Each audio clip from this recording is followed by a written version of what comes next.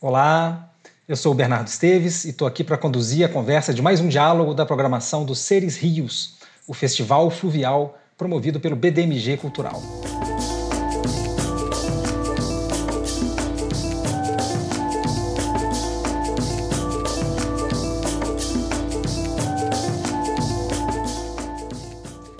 Eu sou um dos integrantes da equipe de curadores do festival, junto com a Júnia Torres, a Marcela Bertelli e o Wellington Cansado.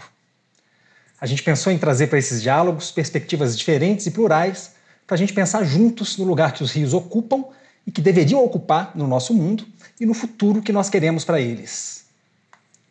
O que podem os rios no mundo pós-desenvolvimentista? Essa é a questão que vai guiar o diálogo que nós propomos com essa mesa de hoje. Em outras palavras, que papel os rios vão ter no mundo em que a gente precisa romper com a lógica que ocasionou a crise ambiental que está aí e que nos trouxe até esse ponto? Como é que a gente pode pensar os rios no mundo do colapso do clima, da sexta extinção global de espécies, em suma, no mundo do antropoceno?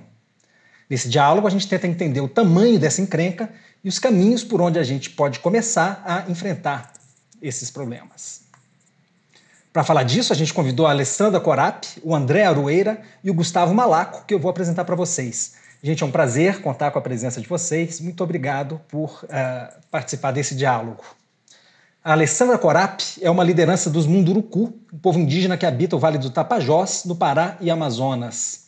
Ela mora em Itaituba, no oeste do Pará, e tem atuação destacada na luta pela demarcação de terras indígenas e na denúncia contra o garimpo e outras atividades predatórias que ameaçam o território Munduruku. Ela é estudante de Direito e, antes mesmo de se formar, já está atuando como defensora dos interesses dos povos indígenas. Foi a primeira mulher a liderar a Associação Indígena Pariri, que reúne 10 aldeias na reunião do Médio Tapajós, e no ano passado ela recebeu o prêmio Robert F. Kennedy de Direitos Humanos, um importante prêmio internacional. O André Arueira é biólogo, com mestrado em Ecologia, Conservação e Manejo da Vida Silvestre pela UFMG. É um dos especialistas do projeto Política por Inteiro, uma iniciativa muito importante que está ajudando a documentar as políticas ambientais do governo federal. É uma espécie de observatório da boiada, vamos dizer assim, que o ministro Ricardo Salles quer fazer passar. O André atua desde a década passada no terceiro setor, já foi analista de projetos socioambientais na Fumbio e atualmente é coordenador de programas da Associação Mico-Leão Dourado. Ele tem experiência com avaliação de políticas públicas para a área de meio ambiente e é um paladino da causa ambiental nas redes sociais. E para fechar a composição da mesa, temos o biólogo e ambientalista Gustavo Malaco, presidente da Associação para a Gestão Socioambiental do Triângulo Mineiro. Ele é cria das Universidades Mineiras, se graduou na Federal de Uberlândia e fez mestrado em Engenharia Florestal pela Federal de Lavras. Já representou a sociedade civil em colegiados ambientais e de recursos hídricos em várias escalas e tem uma atuação forte pela conservação dos mananciais do Triângulo Mineiro, onde ele está estabelecido há algumas décadas. A defesa dos rios livres de barragens para geração de energia hidrelétrica é uma das suas bandeiras e ele vai ter a ocasião de falar mais disso aqui para nós. Mas eu queria começar a nossa conversa com a Alessandra Corap, que é uma convidada da Amazônia que a gente trouxe para nos ajudar a pensar nas grandes bacias hidrográficas de Minas Gerais, em torno das quais gira a programação do Seres Rios, né? No caso dos rios São Francisco, Doce e Jequitinhonha. A Alessandra vai trazer para nós a perspectiva do rio Tapajós, junto ao qual vivem os Mundurucus. E eu queria começar justamente propondo esse paralelo, Alessandra. A mineração é uma das grandes ameaças aos rios do nosso estado, que foi inclusive batizado em alusão a essa atividade, né? Minas Gerais. Basta a gente ver o estado do Rio Doce depois do derramamento de lama tóxica. A gente vai ter a ocasião de falar do Rio Doce ao longo da programação do festival. E a gente sabe que o garimpo ilegal do ouro é um dos principais problemas enfrentados atualmente pelos Munduruku, que vivem sobre alguns dos maiores depósitos de ouro disponíveis no país. A gente sabe que o garimpo é uma atividade que vem com violência, desmatamento, poluição por mercúrio. Então eu queria começar te pedindo, Alessandra, para fazer uma reflexão sobre o que o Tapajós representa para o povo Munduruku e sobre como o garimpo e outras pressões estão ameaçando o rio, esse povo indígena e a Amazônia de maneira mais ampla.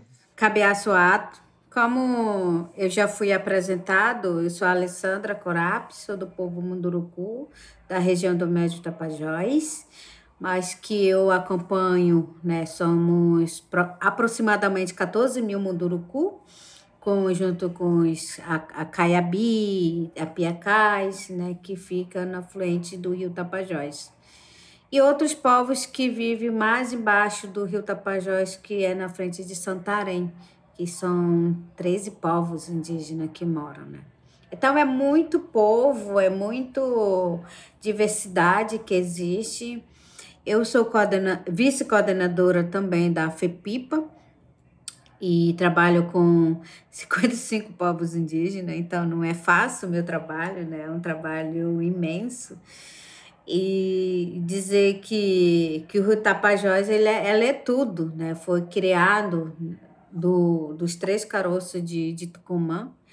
As pessoas, quando ouvem isso, acham absurdo, né? Imagine, a gente tem que acreditar no cientista, acreditar em Deus, por que a gente não pode acreditar nas nossas histórias, né? No mundo de espíritos, né? A formação, a criação do nosso povo, do nosso rio. E o rio, ele é muito imenso, né? Vem do Mato Grosso até aqui em Santarém, no Pará, e ele se encontra com o rio Amazonas.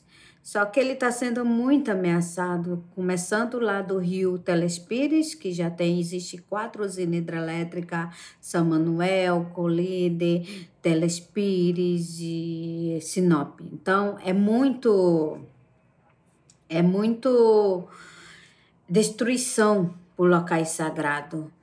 E depois tem vários outros projetos do governo que eles querem fazer. Estou falando assim dos projetos do governo, que é a hidrelétrica, a hidrovia, portos para guardar soja, milho, mineração, ferrovia, concessão florestal para você ter direito do governo para tirar mais de 200 mil hectares de madeira.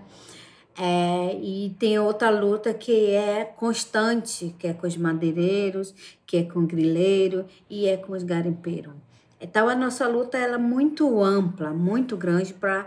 Parece que nós somos uma formiguinha para lutar com os grandes leões, né? Só que a nossa formiguinha, ela é pequena, mas incomoda, como está incomodando muita gente. As ameaças que estão acontecendo hoje é por causa que nós, formiguinhas, estamos incomodando. Está tendo muitos conflitos, né? Porque pessoas falam mananciais está sendo destruído por causa do garimpo. Você entra dentro da floresta, você vê uma máquina enorme cavando. Você anda no mato, você vê tora derrubada, você vê pé de açaí derrubada, por causa tem que os palmiteiros para fazer palmito, né, para os ricos comer palmito, quanto a nossa alimentação está sendo destruída.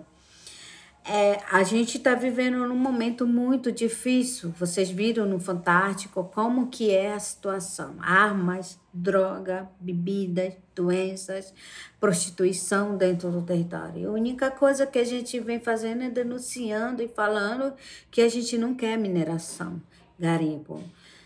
Quando falar, vamos... garimpo legal com garimpo legal, não existe para nós. Para mim, todos eles faz a destruição, traz doença.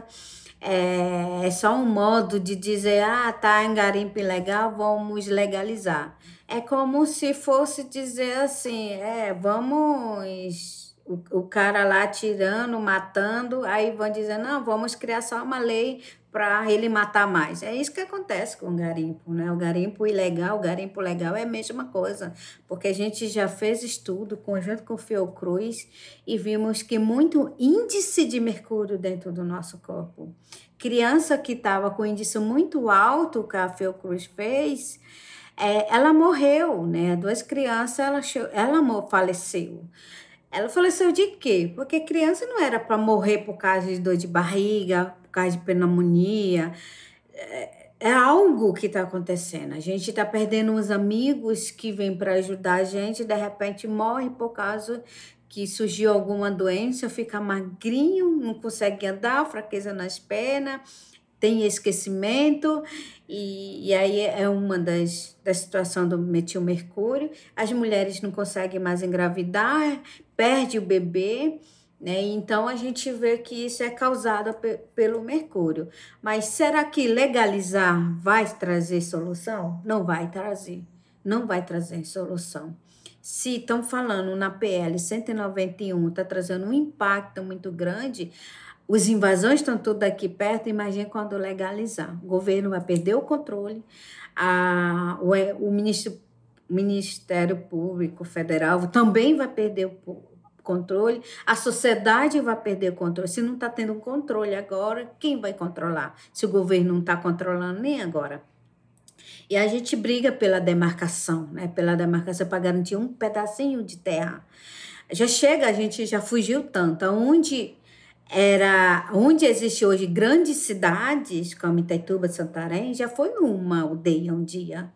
Por causa do governo negar essa existência de demarcar o território, temos que sair para dar espaço para a cidade, para grande empreendimento. Nós temos que estar fugindo. Mas quando a gente foge, quando a gente vê outras barreiras, não tem mais espaço para a gente morar. E o único jeito é garantir um pedaço de terra, que é a demarcação. Quando o governo diz assim, não vou demarcar não um centímetro de terra, porque os índios têm terra, muita terra. Se você for olhar, as terras indígenas estão rodeadas de agronegócio. Está rodeado de toda a mineração, de hidrelétrica, e agora quer acabar com as terras que já são demarcadas, homologadas, que era para estar na defesa da Constituição, infelizmente não está. E aí quer criar a PL 191, que esses dias foi aprovada a PL 3729, que é para mais facilitar a invasão dentro do território, para facilitar as empresas a entrar dentro do território. E a gente fica, se os territórios demarcados já têm problema, imagine a nossa, que ainda estamos brigando pela demarcação, para garantir aquele pedaço de terra. E o Estado nos nega isso. O Estado nos nega que nós existe. A gente tem que sair todo o tempo das nossas aldeias, largar nossa pescaria, largar nossas roças, para estar numa cidade, para falar como agora que eu estou falando. Estou dentro de um hotel que era para mim estar dentro da minha aldeia. Para mim falar, eu tenho que sair da minha aldeia e dizer, nós estamos aqui, nos ouve. O rio é importante para a gente, a floresta é importante para a gente, os animais são importantes para a gente, tudo é importante. Todos os locais sagrados, quando é destruído, não tem como voltar. Eu vejo nas cidades grandes cemitérios, você não pode derrubar um cemitério. Por que que o nosso é diferente? Porque os nossos locais sagrados são diferentes. A gente pede tanto pela consulta, né? A gente pede, nos consulta, governo nos consulta, as empresas com consulta. Não é uma consulta só com associações, com pajé, com cacique, é uma consulta com o povo, conforme que está no protocolo de consulta, como nós fizemos em 2014. O protocolo diz, o governo não pode chegar com mentira, ele não pode aliciar a liderança e nem a associação.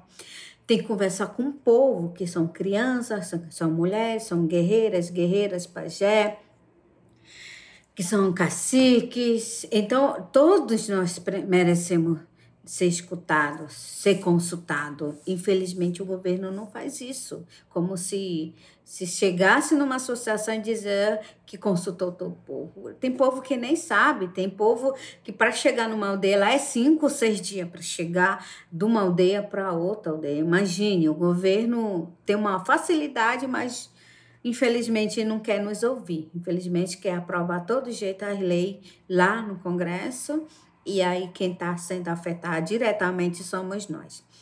E a gente fala que se nós queremos ser consultados, quem vai ser consultar os animais?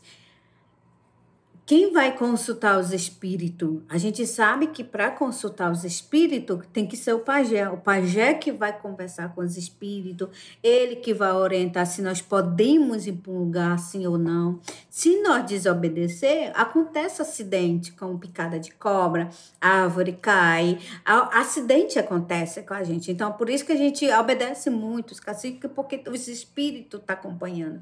Mas muita gente não acredita nisso, né? Então, a gente tem que defender o ecossistema, porque não é só eu que estou respirando. O planeta todo precisa de respiração. Cada pedaço que quando preserva, está preservando uma vida. O rio que corre lá na minha aldeia, corre na grande cidade. O peixe que está passando lá na minha aldeia também passa nas cidades. Se nós estamos comendo peixe contaminado pelo garimpo, a cidade também está comendo contaminado pelo garimpo. Então, tudo está ligado. Se eu cortar um pedaço do meu braço, o meu coração sente, é igualmente o rio. Se você cortar o rio Juruema, o rio Telespira, o rio Tapajós vai sentir. Se você cortar o rio Jamanchim, também está cortando o rio Tapajós. Então, todos os rios são ligados, todas as nascentes são ligadas. Então, uma nascente é uma vida ali. Então, a gente tem que estar pensando nisso. E nessa briga, nessa luta de defender o território, botar nossa cara e dizer não queremos garimpo, não queremos ferrovia, não queremos hidrovia, não queremos mineração, não queremos hidrelétrica, nós somos, como visto, pessoas que atrapalham o desenvolvimento. Mas a gente disse, como que a gente vai atrapalhar o desenvolvimento que a gente nunca está envolvido nisso? Eu não estou envolvido nas mortes desse povo que não consulta a gente quer apenas ser envolvida, envolver todos, a floresta. Se você for falar comigo, fala com a floresta, fala com o povo, fala com as mulheres, fala com as crianças. Mas se for só falar comigo, não adianta, tem que falar com o povo. O povo quer ser ouvida. Então, quando eu falo, né, eu tenho essa autonomia de falar porque os caciques confiam em mim. Fala, Alessandra, você sabe passar recado, você sabe dizer o que queremos. As cartas que nós divulgamos, está aí, muitas cartas. Só esse ano a gente fez 33 cartas denunciando a violação de direito.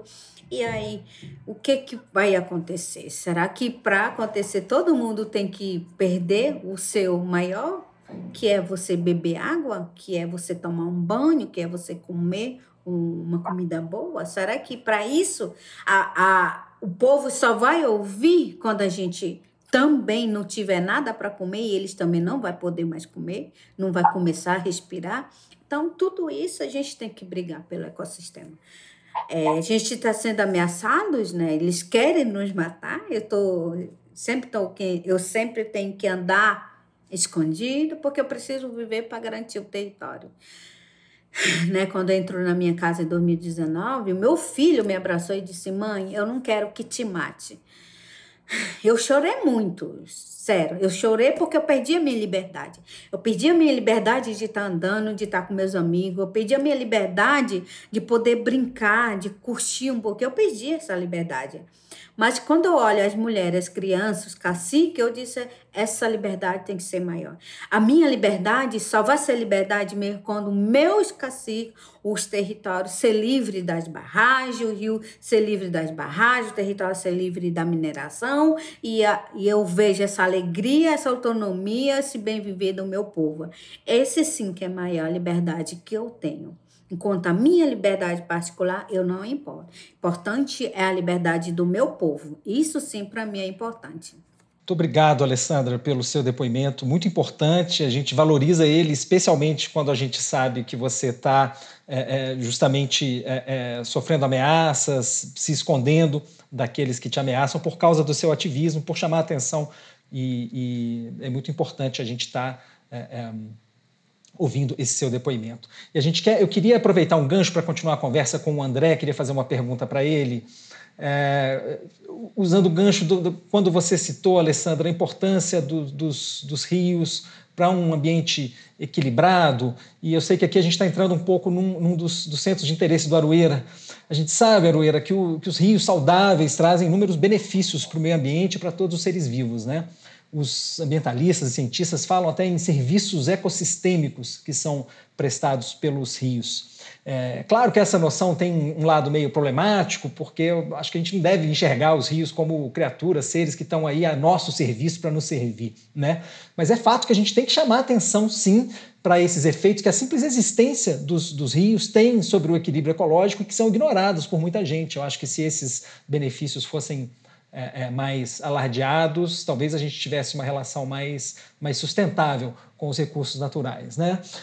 E no seu mestrado você refletiu sobre como é possível avaliar esses serviços e pensar como eles podem gerar pagamentos, né, pelos serviços ambientais. Daí eu queria te deixar essa pergunta: quais são esses serviços, né, prestados pelos rios, como eles podem ser valorados e como é que a gente chama a atenção para essa importância do papel deles para os ecossistemas bem equilibrados? Beleza, obrigado, Bernardo. Prazer participar aqui. Eu gosto muito dessa fala da Alessandra, que ela traz essa ideia de rios são livres, né? Rios que estão com toda a sua potência, a sua vida, porque eu acho que é muito isso que a gente... porque parece um discurso um pouco utilitarista quando a gente fala de serviços que os rios prestam para a gente, mas é uma forma de codificar as coisas que a gente tem, né, vindo dos rios. Então, o que é um rio? Acho que é uma pergunta básica, assim, né? O que é um rio? Um punhadinho de água correndo é um rio, assim, sem peixe, com mercúrio de garimpo, com a barragem no meio. Eu acho que esse é o tipo de coisa que a gente precisa refletir quando a gente fala dos serviços que o rio presta, o que o rio traz para a gente, né? E, assim, um pouco nessa perspectiva, eu acho que os rios, quando a gente pensa o que a gente quer dos rios, o que a gente vê como uma gestão ideal ou como o rio deve ser, eles são muito parecidos com os rios que a gente tinha há muitos anos, né? O rio que a gente tinha, sei lá, 50 anos, 100 anos. São rios que prestam uma grande variedade de serviços, que tem inúmeros usos para a nossa sociedade. Então, eles vão poder gerar energia, dependendo do projeto, né? Não dessas grandes barragens, mas a gente pode ter projetos que gerem energia a partir da água dos rios, mas eles vão ter água para a gente beber, água para os animais ou para nossas criações também, gera peixes, né? Eu gosto muito da perspectiva do projeto Manuelzão, que é o projeto aqui de Minas, qual que é o objetivo do projeto Manuelzão na revitalização da Bacia do Rio das Velhas? É que ele tenha peixe. E quando você fala que o rio vai ter peixe, eu acho que ele já traz essa ideia de que ele vai ter tudo, né? Que você vai fazer tudo que você precisa para que ele atinja a sua potência máxima. Eu acho que isso conversa muito com as pessoas, né? As pessoas entendem, o rio tem peixe, então é porque a gente está cuidando da mata ciliar, a gente está cuidando das nascentes, a gente tem um uso racional do solo da bacia, né? Então, eu acho que é sobre isso tudo, né? Essa questão dos múltiplos usos dos rios, né? Inspiração para as pessoas, conexão espiritual, todas essas coisas eu acho que elas se juntam um pouquinho nessa perspectiva que a Alessandra traz, que é o rio que está vivo, que se conecta com os outros rios. Essa é uma perspectiva muito, muito legal de pensar, porque eu acho que os rios eles são meio que isso, eles são... quando a gente pensa numa bacia, né, é como se fosse o sangue do que a gente... o sangue das florestas ou de tudo que a gente faz numa bacia, né? Então, se fizer um exame de água, de qualidade de água no rio, é igual um exame de sangue. Você consegue saber tudo que está rolando, tudo que você está fazendo, tudo que está acontecendo ao redor.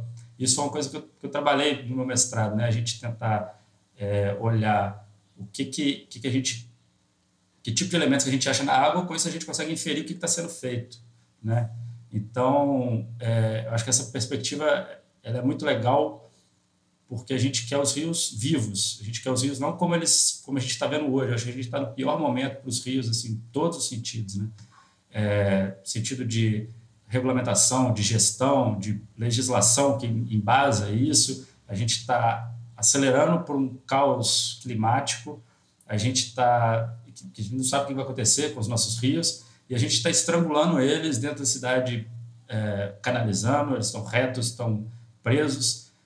Acho que a gente está num momento totalmente oposto na direção que a gente deveria ir se a gente quer esses rios com todo esse potencial que eles têm e que tudo ao nosso redor pode aproveitar muito bem.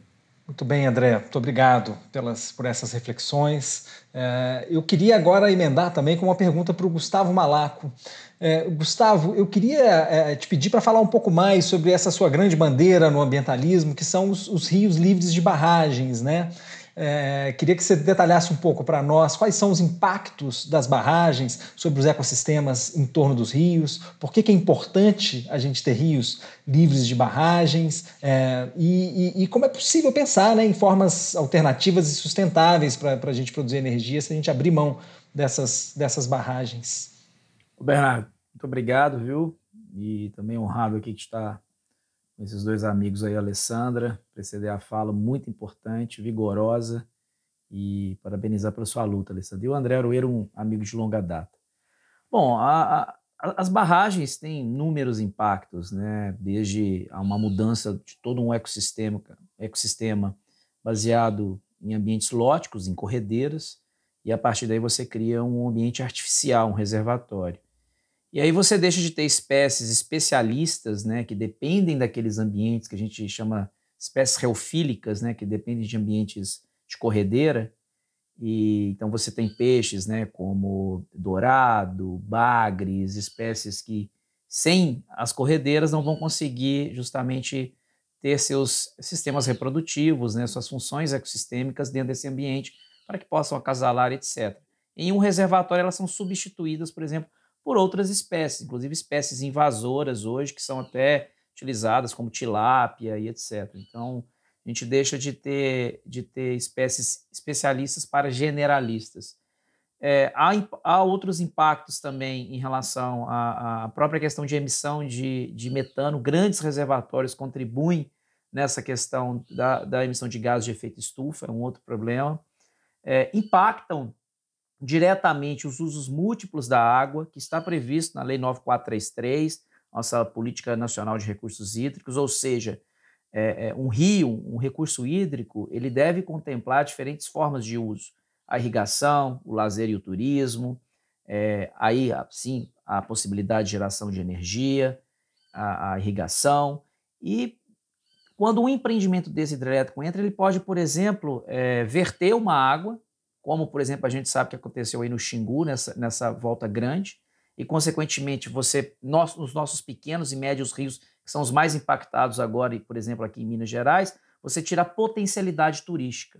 Aquelas grandes cachoeiras são vertidas, perdem a vazão, e esses trechos acabam se transformando em trechos de vazão reduzida e não podem ter acesso e utilização. Então, impactam o usuário, que é o lazer e o turismo dentro dessa questão. E também aos irrigantes. Há um debate hoje em bacias hidrográficas, por exemplo, aqui no Alto Paraná, um caso muito emblemático é no rio Batalha, entre Goiás e Minas Gerais e DF, em que esse rio, os irrigantes, a Agência Nacional de Águas, né, emitiu uma outorga para um empreendimento, a hidrelétrica de Batalha, e simplesmente desconsiderou as projeções de aumento da irrigação nesse local. Eu não vou entrar no debate o quanto a irrigação é prejudicial ou não, isso é um outro debate, mas assim, dentro do uso múltiplo foi dado a preferência, a prioridade para a geração de energia.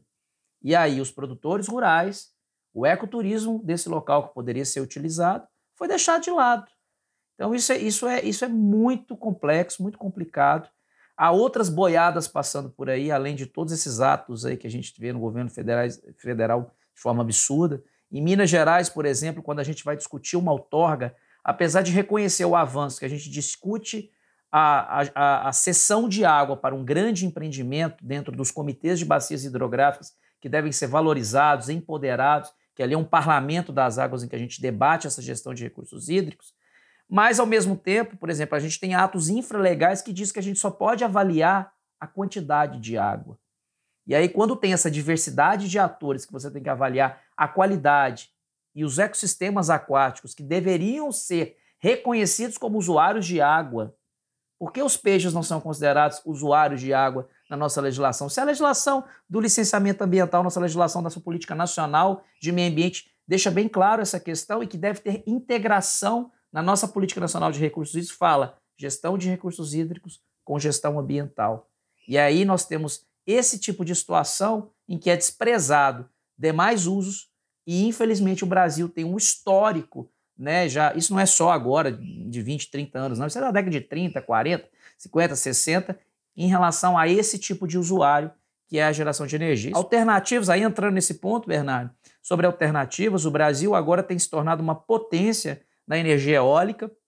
Inclusive, haviam falas que desprezavam, que a gente não ia conseguir crescer, etc. O Brasil já tem uma projeção de 10% da sua geração de energia pelos ventos, né? E a energia agora solar, que é algo que também está crescendo bastante no Brasil. Nós acho que já estamos com cerca de 2 a 3% do parque nesse crescimento. Agora basta o investimento, basta um incentivo econômico.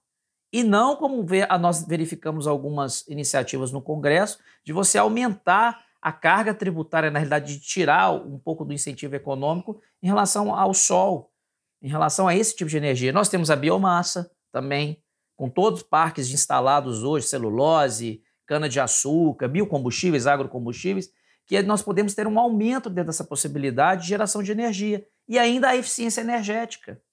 E uma pergunta muito importante nesse debate é energia para quem e para quem?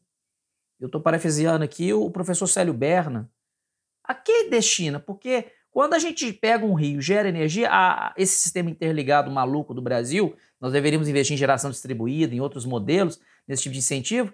Essa parte dessa energia, grande parte, é para a indústria pesada, celulose, alumínio, siderurgia, que depois exporta, né, esse material, boa parte sem valor agregado, e outros países, né, que vão beneficiar esse produto, que não vão barrar seus rios, consequentemente. Tem outra forma de geração nesse país, sim, mas eu estou dizendo assim, eles não têm utilizado esse tipo mais de informação e muitos desses países têm renaturalizado os rios numa perspectiva mais recente, de valorização por rios limpos. É um outro debate que nós temos que fazer também, não só os rios livres, rios limpos, vivos e livres. Esse é um debate importante que a gente tem que fazer. Quem está se beneficiando realmente com essa geração de energia no Brasil? Então é uma luta que nós temos aqui, especialmente nos rios aqui do Paranaíba, de trabalhar uma ótica integrada, com avaliações estratégicas integradas. Nós temos que definir trechos livres de barramento numa ótica. Olha o que aconteceu. Nós tivemos Paraná, boa parte aqui, vamos falar no Brasil, né? Barrado. Paranaíba, boa parte barrado. Rio Grande, boa parte barrado. Depois começaram os médios tributários, aí eu vou falar no Paranaíba. Rio Araguari, barrado. Rio São Marcos, barrado. O que sobrou dentro do Paranaíba de grandes rios para a gente? O Rio Tijuco e o Rio Quebranzol, que são os importantes para peixe. Os dois, nós passamos por uma experiência aqui do Tijuco, felizmente conquistamos uma unidade de conservação de proteção integral, e aí nós conseguimos, uma luta da mobilização social, efetivar uma unidade de conservação nesse local, mas tinham 13 empreendimentos hidrelétricos projetados. E agora o Quebranzol, de vez em quando a gente ouve. E agora os médios pequenos rios, o Berabinha, Claro, Jordão, todos com uma potencialidade turística para a gente ter várias brotas por aqui, né, por rafting, etc., ameaçados por pequenas centrais hidrelétricas. Importantíssimo esse debate que você traz, Gustavo. Obrigado por chamar atenção para essas questões. E eu achei interessante que você colocou aí uma questão que ecoa uma fala da Alessandra mais cedo, que é justamente dar voz aos peixes, né? Assim, a gente precisa dar voz aos peixes, aos rios, às matas ciliares. Essa é uma preocupação que a gente vem tendo na programação desse festival fluvial, mas a gente precisa expandir essa perspectiva para a arena das políticas públicas, né? A gente precisaria que alguém falasse em nome dos rios, dos peixes, no CONAMA, por exemplo, ou em escala internacional, na cúpula do clima, né? Quem é que vai defender os interesses dessas entidades? Enfim, acho que dar voz a elas é um dos problemas que a gente tem pela frente, enfim, e para o qual a gente queria chamar a atenção com a nossa programação. Alessandra, eu queria continuar no tema proposto pelo Gustavo para falar um pouco do problema das barragens na Amazônia, né? Assim, a gente sabe que as hidrelétricas na Amazônia são uma fonte de preocupação, por vários dos problemas que o Gustavo colocou na fala dele, afetar a vazão, emissão de gases do efeito estufa, por mais que elas sejam consideradas, às vezes, né, assim, uma fonte, embora a hidroeletricidade tenha a fama de uma fonte limpa de energia, a gente sabe que não é exatamente assim, ele estava falando um pouco disso. Eu queria ouvir o seu depoimento, Alessandra, sobre as barragens no Tapajós, aquelas que já existem, as que estão no papel, enfim, que são fonte de dor de cabeça para os Munduruku e para outros povos indígenas. Queria ouvir um depoimento seu sobre em que medida que isso afeta, está afetando e preocupa os povos indígenas da Amazônia. No Rio Tapajós não tem a usina hidrelétrica, porque com muita luta a gente conseguiu arquivar a usina hidrelétrica São Luís Tapajós, que ia afetar diretamente os territórios indígenas, principalmente o TI Sauré-Maibã e a comunidade Montanha Mangabal e outras comunidades. Então, era para ter saído, né, no governo passado, mas a gente, com muita luta, veio muita gente negociar, inclusive homens, né, liderança sendo corrompida por causa do dinheiro, e a gente, como mulher, a gente começou a enfrentar, né, principalmente as mulheres começaram a enfrentar, falava que não. E tem o cacique Juarez que estava na frente e dizia, eu não vou sair daqui, só vão me tirar morto. Então, quando ele disse isso, então foi todos os que não queria a usina hidrelétrica foi junto. Mas tu souber que teve muita gente querendo negociar. Tinha um consórcio, não sei se é Tapajós, um consórcio que chegou na região fazendo consulta, indo nas aldeias, e aí a gente usou o protocolo de consulta, né? A Maria Leusa junto com o Roseninho foram num parente Yanhampim, que foi os primeiros indígenas a fazer o protocolo de consulta, e aí eles tiveram esse conhecimento e foram levar para o território para debater o que era a consulta. E aí foi construído o protocolo de consulta, e também teve autodemarcação em 2014, e 2016 foi o arquivamento da usina hidrelétrica do São Luís Tapajós e a publicação do relatório do Sauré-Maibã, né, o reconhecimento do território Sauré-Maibã. Então, só no Rio Tapajós tem um projeto de 3 usinas hidrelétricas, né, que está no papel, que é a usina hidrelétrica São Luís Tapajós, o Jataubá e o Chacorão. E fora no rio Jamanchim, que fica dentro do território Sauré-Maibã também, que fica no meio, são 5 usinas hidrelétricas. Então, são megas hidrelétricas enormes. Imagine para fazer uma hidrelétrica no rio imenso desse, como o Rio Tapajós. O impacto ia trazer. Não existe energia limpa, né? Até 2016 a gente conseguiu 2017, barrar uma audiência, né? A gente foi para cima porque eles queriam construir 6 PCHs, que são usinas pequenas, e uma usina hidrelétrica grande, que eu acho que é a Cupari, né? Então, rapidamente, eles falavam que não é uma energia limpa. Quando eles começaram a apresentar, olhava assim, árvores do lado, uma hidrelétrica, eu disse, mas sim, cadê o povo que trabalha? Cadê a máquina que vem? Porque para construir uma usina hidrelétrica, vem gente, e muita gente, traz sua família, quer ocupar todo canto do território, e aí vai trazendo quando vem ocupação, vem o quê? Droga, vem muita violência, né? Vem gente de todo canto que a gente não sabe quem são. E aí eu disse, isso é mentira, porque ninguém vai fazer uma usina hidrelétrica sem gente. E até para construir uma usina hidrelétrica precisa de gente e máquinas. E muita gente. Então isso não existe, precisa de matar. A gente conhece, a gente não é bobo, a gente não venha com o discurso de vocês dizer que a energia é limpa, nunca vai existir energia limpa. Passando por cima dos direitos das populações indígenas, quilombola, ribeirinho, da população tradicional, então não existe energia limpa. Quando você chega, você diz que você não tem direito de ficar naquele território, você não tem direito de passar para outras aldeias, você tá violando os direitos. Então, essa violação, ela já vem. E quando começa a passar projeto de lei, quando começa a dizer que vai construir de qualquer jeito a usina, A pessoa não consegue dormir, ninguém dorme. Eu não consigo dormir sabendo que meu rio pode ser afetado, que é meu território, que o meu território do meu povo pode ser afetado, para onde que eles vão. Então, a gente fica com a cabeça muito pesada. Sabe? A gente não consegue dormir e dizer que a energia é limpa. Que tipo de energia é limpa que você tirou o bem viver das pessoas, da população indígena, tradicional? Não existe, né? Então, a gente vem dizendo que todo esse projeto, até o projeto de lei que está, ele afeta a gente diretamente, tira o sossego da gente. Porque todos esses projetos que são aprovados lá, acontece aqui diretamente. Os invasores já estão aqui perto da gente, só esperando que nos expulse. E quando a gente fala quando nos expulse, para onde que a gente vai?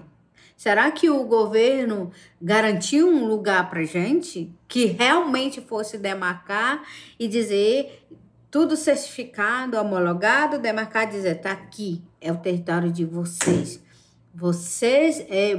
É de vocês, ninguém vai chegar perto, ninguém vai tomar, ninguém vai ter invasão nas terras. Eu achava isso bem bonitinho, mas na realidade não existe. Se as terras indígenas que são demarcadas, já existe muita invasão incentivada pelo governo, imagine as terras que não são demarcadas. E quando vem hidrelétrica, vem muita gente, e aí aquele olho pelo território para tirar mineração, vai ter mineração.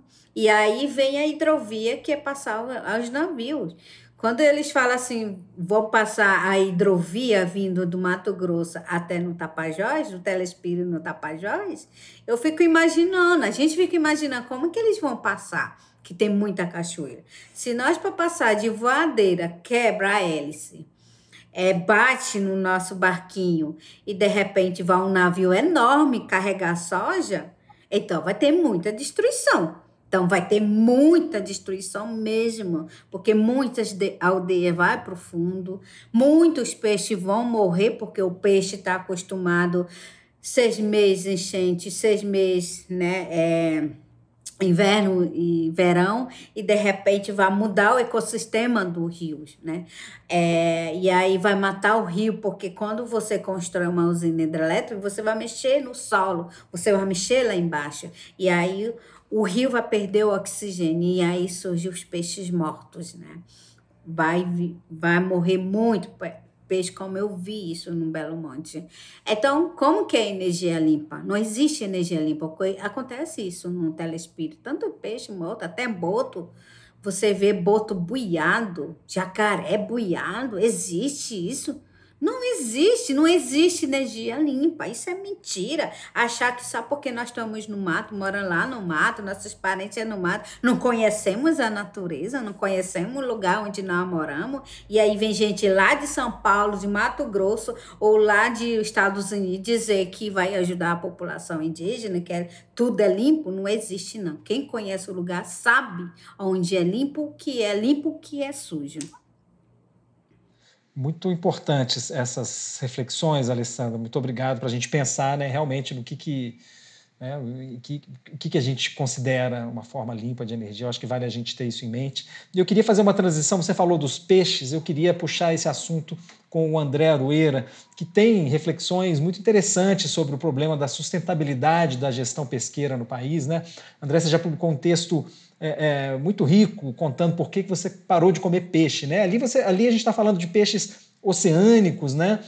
Queria te pedir para fazer um paralelo dessa questão com a questão da pesca nos rios de Minas e do resto do país. Essa é uma atividade sustentável ou ela é uma das pressões que pesam sobre o futuro dos rios? Como é que a gente poderia colocar essa questão da gestão pesqueira, se a gente pensar nela junto com as demais pressões que ameaçam os rios? Aí a gente está falando aqui de assoreamento, poluição, desmatamento, enfim, a lista é infelizmente muito grande. Eu queria te pedir uma reflexão sobre essas pressões a partir da questão da pesca. Quando a gente fala de políticas pesqueiras para o mar e para os rios, eu acho que é muito parecido com o que a gente fala de políticas ambientais no geral. A gente vem debatendo de várias coisas aqui, de questão das usinas, a questão de manejo dos rios, os usos múltiplos da água. E a gestão pesqueira, ela ela também foge muito do que a gente tem como racional de planejamento de política pública.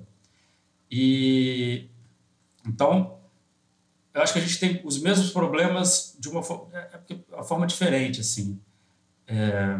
A gente no mar a gente tem embarcações gigantescas, a gente tem uma indústria muito bem desenvolvida, a gente tem interesses variados, a gente tem grandes empresas, tem pessoas que estão fazendo isso há milhares de anos, dezenas de anos, apenas questão de lucro, que é para vender, então ele quer pegar a maior quantidade de peixe possível no menor tempo. Então, tudo isso criou uma indústria pesqueira que ela não se preocupa muito com o peixe. Essa coisa do peixe não tem voz, né? A gente conversou já bastante. As pessoas elas veem o peixe como um recurso qualquer que não está vinculado ao ambiente e ele pode ser pego de qualquer forma. Quando a gente traz essa discussão para os rios, eu acho que é uma questão muito mais de como a gente faz a gestão dos rios, das bacias, como a gente cuida dos rios, que é o ambiente onde os peixes vão estar. Eu falei mais cedo um pouquinho da perspectiva do projeto Manuelzão, que é essa ideia de a gente precisa que o peixe volte, que é a questão de a gente quer fazer as políticas, a gente quer fazer a gestão de uma forma que a gente favoreça que o peixe apareça. E o fato da gente ter muito pouco peixe nas regiões mais urbanizadas, a gente tem um peixe que a gente não confia que pode comer, né? Esse cara fala assim, peguei um peixe aqui na região metropolitana de BH, estou falando nem BH, porque acho que não deve ter nada, mas o cara pegou em Sabará, no Rio das Velhas, onde já está um pouquinho melhor, porque a gente começou a tratar a água. Você vai confiar para comer aquele peixe? Eu sei que seu problema já virou um problema nacional, como a Alessandra falou, a gente tem a questão de garimpo na bacia amazônica, que você vai comer o peixe que está cheio de mercúrio, vai trazer problemas muito piores. Mas eu acho que a questão da gestão pesqueira em águas interiores, se você for olhar o secretário da Pesca, o cara ele veio do mar, ele está preocupado com o mar. A gente nem ouve ele muito falar de questão, assim, o que a gente viu ele falando de água interior, de rios, é colocar tilápia, que é uma espécie exótica, uma espécie que veio da África para jogar nos rios daqui para a gente poder pescar, como se a gente não tivesse peixes muito melhores, os melhores peixes do mundo, provavelmente, tambaqui, pirarucu. Então, eu acho que a questão... Eu não comeria peixe, eu não como peixe também de rios. Mas eu acho que poderia comer, assim, se a gente for pensar que essa decisão pessoal ela é um arranjado de todas as coisas que envolvem. Eu acho que no mar é muito problemático e nos rios eu acho que é uma questão de a gente precisa cuidar mais, precisa cuidar melhor das bacias, das águas. Isso influencia toda a nossa vida, a gente precisa influenciar tudo, a gente precisa mudar a forma como a gente planta, a gente precisa mudar os locais que a gente planta, a gente precisa mexer nas leis que tratam de supressão vegetal, a gente precisa mexer com a rejeição de resíduo na cidade,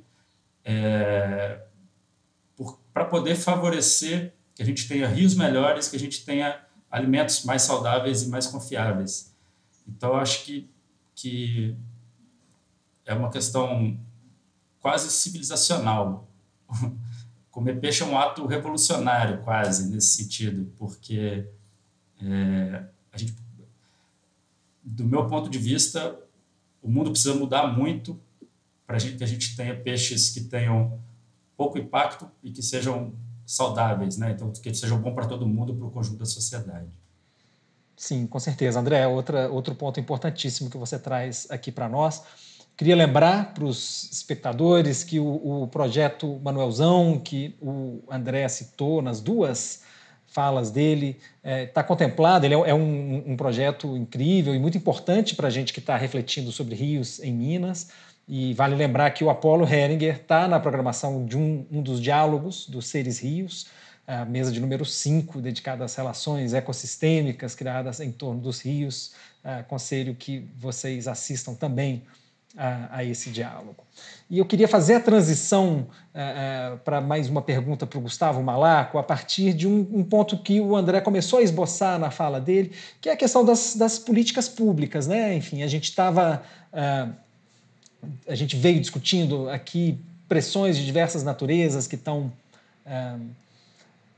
que ameaçam o futuro dos rios e o futuro que a gente poderia ter em torno deles. E eu acho importante a gente pensar, e esse é um tema que o Gustavo vem trabalhando na sua atuação no terceiro setor, né, assim, pensando nas políticas públicas ambientais que poderiam nos assegurar, né, assim, um ambiente equilibrado, a saúde dos rios e daqueles que vivem dos rios, com os rios, para os rios, né?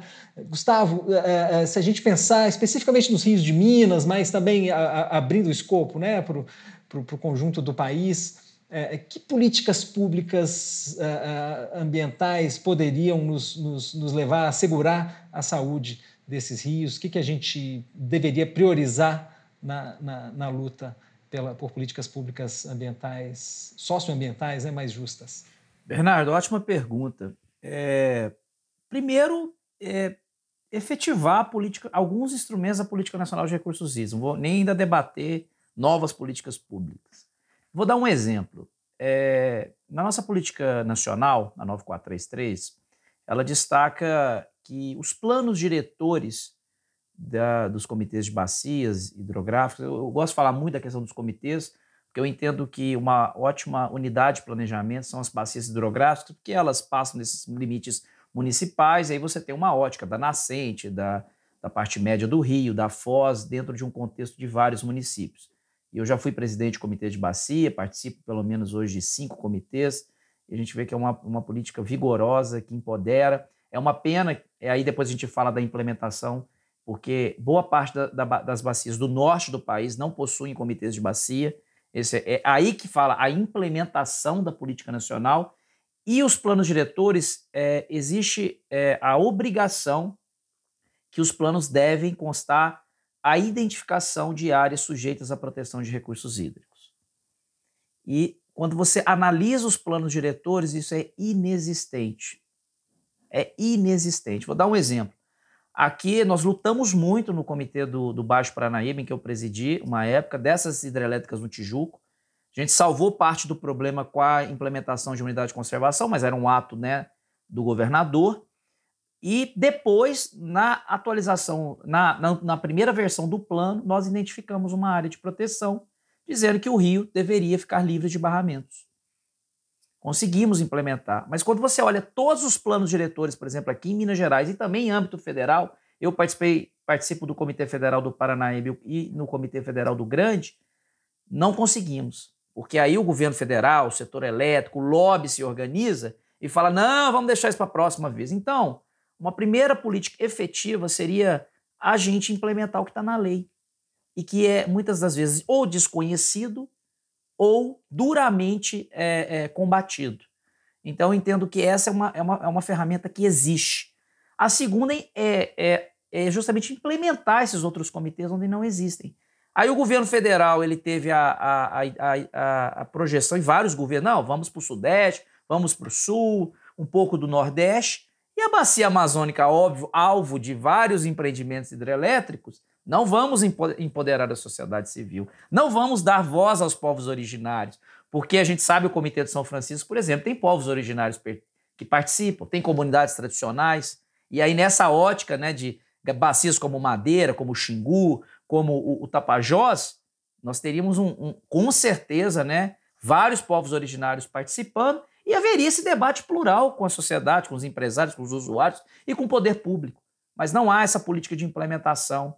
É impressionante, no lugar que tem mais água no Brasil disponível, né, água doce, você praticamente não tem comitê de bacia. E aí ficam as indagações. Então, Bernardo, eu aponto, a primeira é implementar essa política nacional com todo o seu vigor. E aí, novas políticas públicas, eu entendo, esse PL do licenciamento, no início, era uma versão que tratava sobre avaliações ambientais estratégicas, avaliações ambientais integradas, que a gente trabalharia o macroplanejamento. Não isso que veio agora, desculpa a palavra, esse escárnio que veio aí agora de não licenciamento.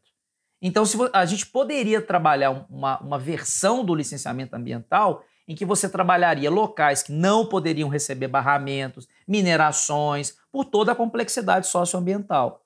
Então, essa lei deveria ser uma lei de planejamento ambiental. Na realidade, agora virou o que a gente está assistindo aí, espera que a gente consiga barrar no Senado, né? Então, eu coloco essa questão, nós precisamos sair desse licenciamento cartorial, burocrático, essas mentiras, essas audiências públicas. O empreendedor vai ali e enche um ônibus, aí chega um monte de gente da cidade falando que vai ter emprego. É a coisa, primeiro, que deveria ter durante todo o processo a consulta pública às pessoas, desde o início, não no final. O processo já está decidido, vendido, negociado com os lobistas. Então eu entendo que a gente tem que ter políticas vigorosas de macroplanejamento. E aí entra um papel importante dos municípios. Criar leis municipais, né, de tombamento, dentro da própria lei orgânica dos municípios, que agora a lei do licenciamento quer tirar esse poder, né?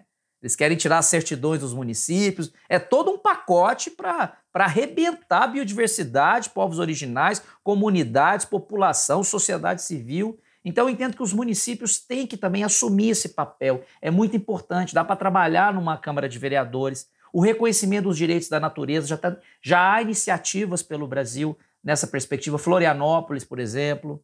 Então, acho que é uma boa saída trabalhar no âmbito do município. E lógico, a gente está tentando, tem um movimento geral com várias organizações, a International Rivers está à frente desse processo, com outras organizações, que é trabalhar PLs nessa direção, né, de se trabalhar políticas que você comece a colocar dentro desse processo essa questão de áreas estratégicas livres de barramento, dos direitos da natureza. Minas Gerais, eu gostaria de citar que existe uma política, uma lei, que é uma lei que fala dos rios de preservação permanente.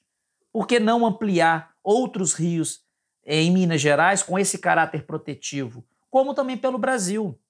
Não, o que falta, Bernardo, é implementar a lei nacional, é empoderar os comitês de bacia, criar em outros locais e trabalhar políticas vigorosas no macroplanejamento, no reconhecimento dos organismos aquáticos como usuários. Isso é muito importante, a União Europeia reconhece isso. Aqui a gente sutilmente reconhece. Falta é na lei mesmo, talvez avançar, como foi agora na PEC que passou na Câmara no Senado, desculpe, em relação ao reconhecimento de água como direito de acesso, né? Já um debate na questão climática também, de uma PEC. A gente vai ter que trabalhar nessa linha. É um momento duro, né? Mas nós temos que tentar, né, mesmo nesse problema, tentar ainda uma agenda positiva. Há algumas iniciativas em curso. Muito importante, Gustavo, esse norte que você dá para a gente pensar nas políticas públicas ambientais que possam contemplar, né, o futuro dos nossos rios. Eu acho que são balizas muito importantes que você colocou aqui para nós. Gente, a gente está encaminhando para o final da nossa mesa, a conversa está muito boa, acho que a gente levantou pontos importantes para a gente pensar no futuro dos rios, que rios a gente quer para esse futuro. Mas eu não queria encerrar a mesa antes de passar a palavra para cada um de vocês uma última vez. Então eu queria pedir que vocês fizessem considerações finais, amarrando, né, essa discussão, tendo em mente, né, que a gente está, né, na antessala do colapso do clima, a crise ambiental global está aí, a gente já está vivendo os impactos dela, então pensando nos rios que a gente quer ter diante dessa realidade, né? Assim, que mensagem vocês gostariam de deixar para quem está nos assistindo, para a gente pensar no futuro dos rios diante desse cenário que é uma realidade de crise ambiental, enfim, que se manifesta de tantas formas. Então, vou deixar essa pergunta para as reflexões de cada um de vocês antes da gente encerrar a nossa conversa aqui. Alessandra, como é que você enxerga essa questão? Que palavra final você gostaria de deixar para quem está nos assistindo? Primeira coisa, a informação, né? Atrás de informação, que é muito importante as pessoas souberem por que é a defesa dos rios, dos territórios, né? Então, é buscar informação, porque muitas pessoas não sabem, não têm informação.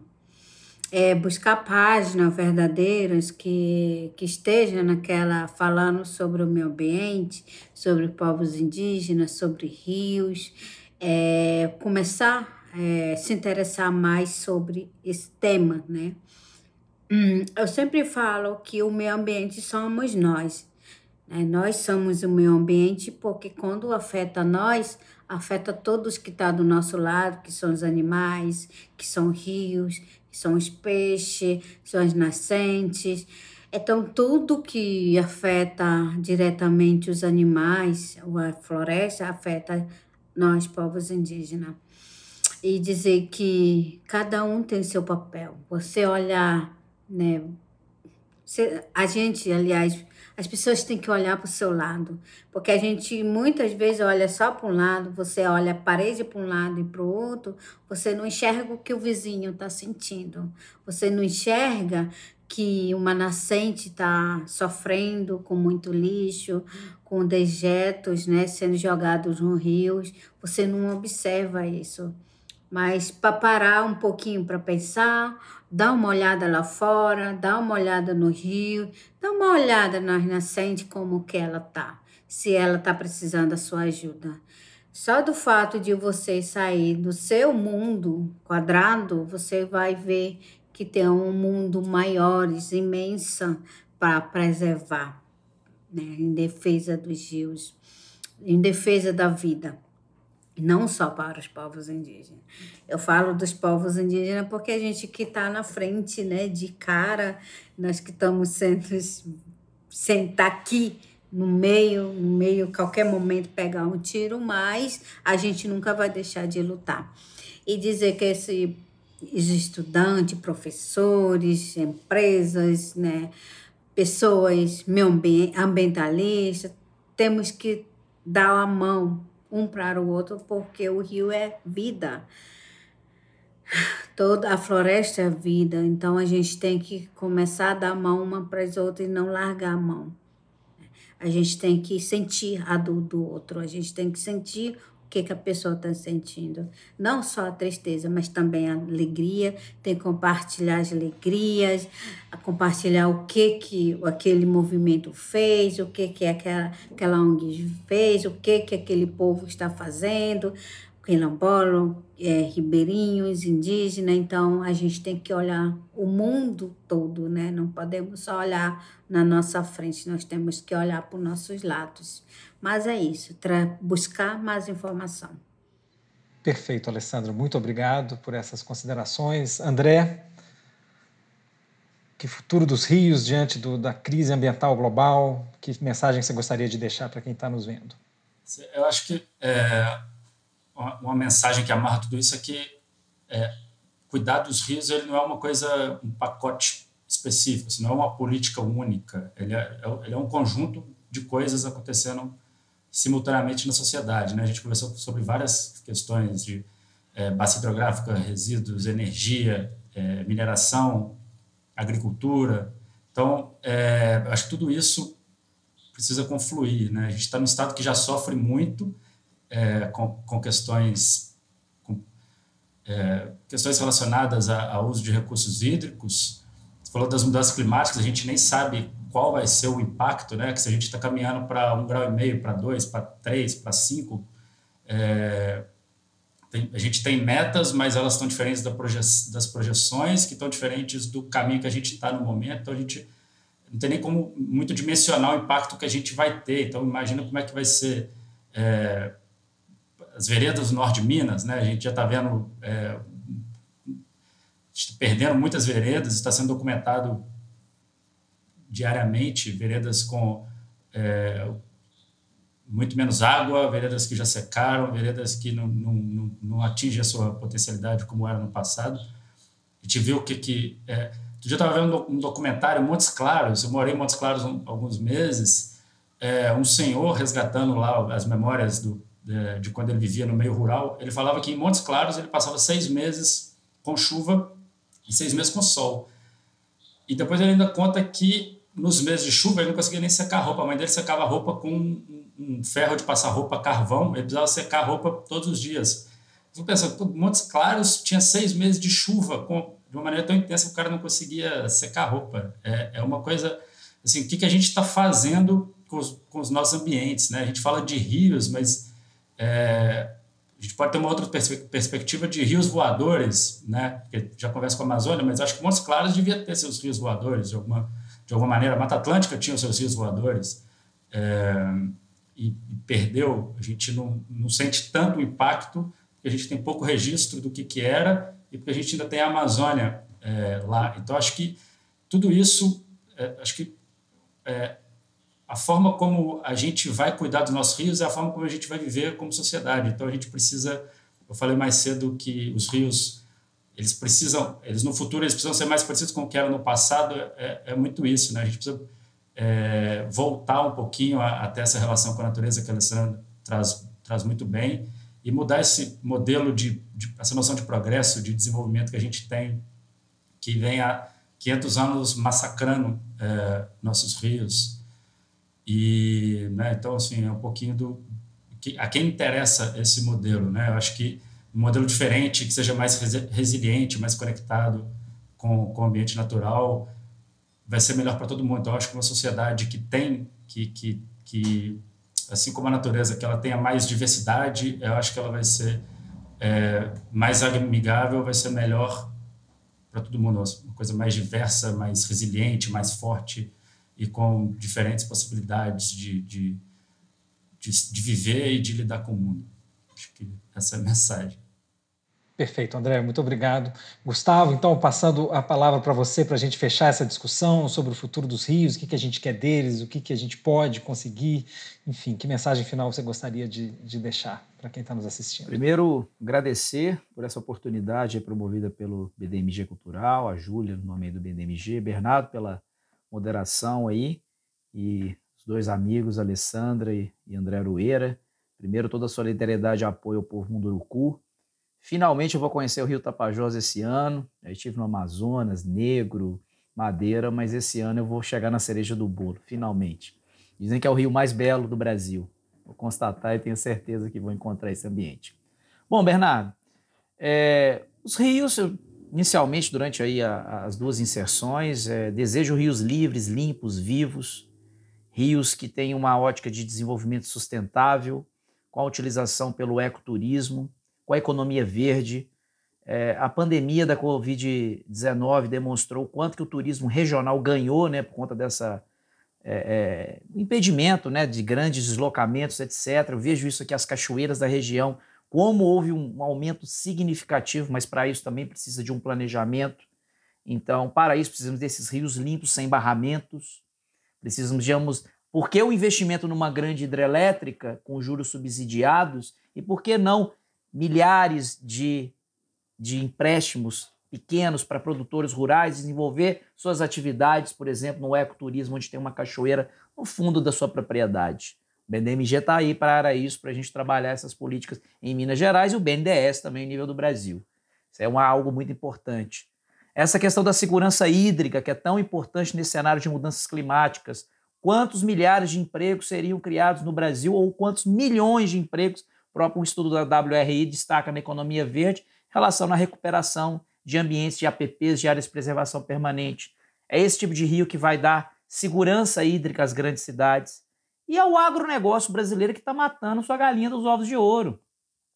O agro hoje, se não se atentar em parar de desmatar, o agro podre, lógico, né? E não trazer mais eficiência, em trazer recuperação de áreas, respeito à questão ambiental, vai perder a Amazônia e vai perder aqui no Sudeste, no Sul e no Centro-Oeste, essa potência que é colocada para o mundo como um todo.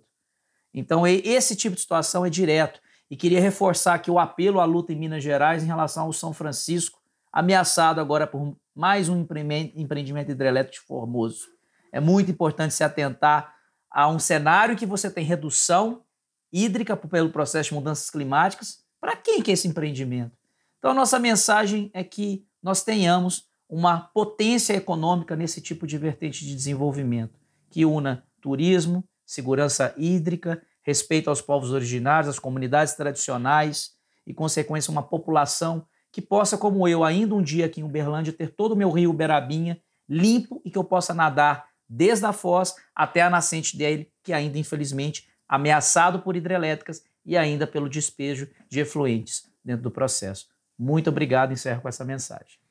Gustavo, muito obrigado pelas suas considerações finais. E eu queria, em nome do BDMG Cultural, agradecer a presença de todos vocês, as considerações importantíssimas para a gente pensar no futuro dos rios.